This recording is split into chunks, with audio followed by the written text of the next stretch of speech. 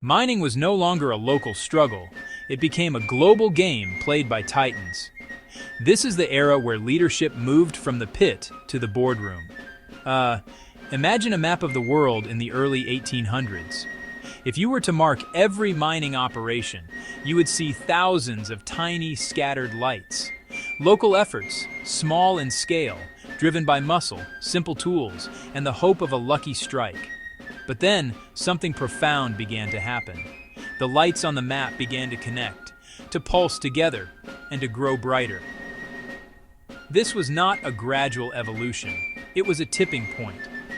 Diamonds in South Africa, gold in Australia and California changed everything. Depth demanded pumps and railways. Processing plants demanded capital on an immense scale. Money and expertise began to flow across oceans. Engineers from Britain, financiers from New York, laborers from every shore. It was no longer a local struggle. It became a global game played by titans. Leadership moved from the pit to the boardroom. The decisive hand was no longer at the rock face.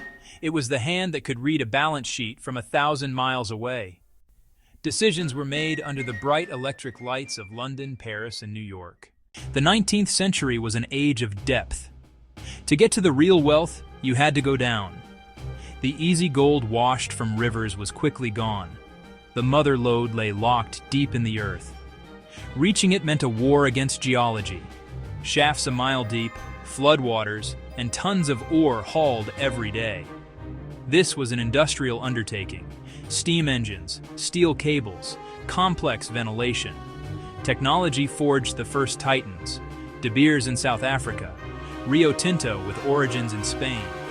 They were logistical powerhouses, commanding armies of workers and laying rails to the sea.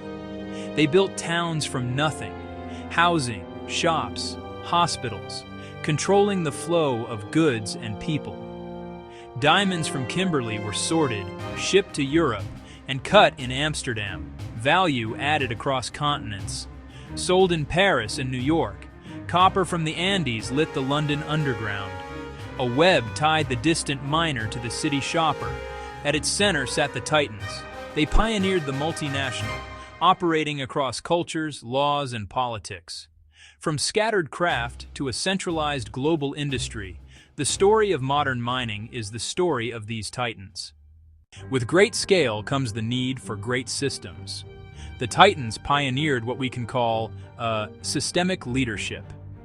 Success depended on rules, processes, and standards, not one person's genius. They forged a common language, from field geologist to head office accountant. Standardized assaying let mines be compared across continents. Uniform reporting gave distant investors confidence. They codified engineering and safety, even as early conditions were brutal. They built hierarchies and careers, pay scales, hours, job descriptions. A young engineer could rise from a distant pit to a seat in a European headquarters.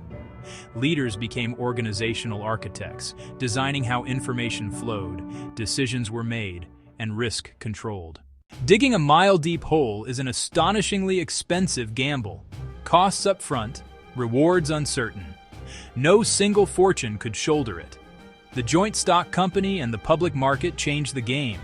By selling shares, capital was pooled from countless small investors. A teacher in Manchester, a shopkeeper in Boston. Each could own a piece of a South African mine. Investment was democratized and risk distributed. Insurers covered peril at sea and catastrophic failures. Banks specialized in underwriting ventures, advancing crucial starter loans.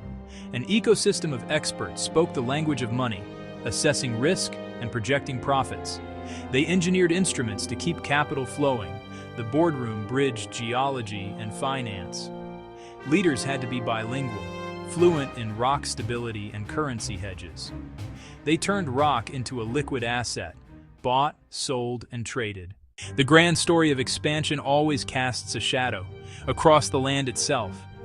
Nature was seen as obstacle or fuel, not a system to be preserved. Tailings laden with chemicals piled up, unstable, looming over towns or poured into rivers. Waters turned toxic for miles. killing fish and poisoning farms, air choked with sulfur, forests felled for props and fuel. At first, damage was the cost of prosperity, but disasters and long-term scars sparked a public awakening, and then government pressure. Systemic leadership faced ecology and social responsibility, problems not solved by taller stacks. Clumsy, reactive fixes gave way to the idea of integrating land and community into core operations. It was a slow and difficult reckoning, one that would define a century. The story of the Titans is a journey from darkness into light, from raw earth to polished boardroom. We see men with lamps, faces smudged, emerging from the black mouth of the mine. An industrial symphony, clang, hiss, and the groan of rock under pressure. Then a sleek transition carries us 50 floors up. Here, wealth is abstract, numbers on spreadsheets and lines on graphs. This shift reshaped human geography, building powerful cities like London and Johannesburg.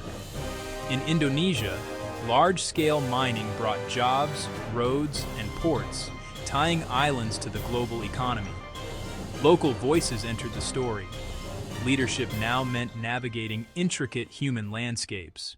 The 20th century Titan, master of capital, logistics, and global systems, built the industrial world. They imposed order, learned finance and engineering, and slowly responsibility. But no system lasts forever. The world is at another tipping point. The new language is data and algorithms. Smarter sensors, autonomous vehicles, and artificial intelligence are arriving. Minds guided by digital twins, predicting faults, optimizing energy, sorting with precision. Who will be the titans of this new era? What does systemic leadership mean when the system thinks? The next chapter will be written in code. The cliffhanger is real.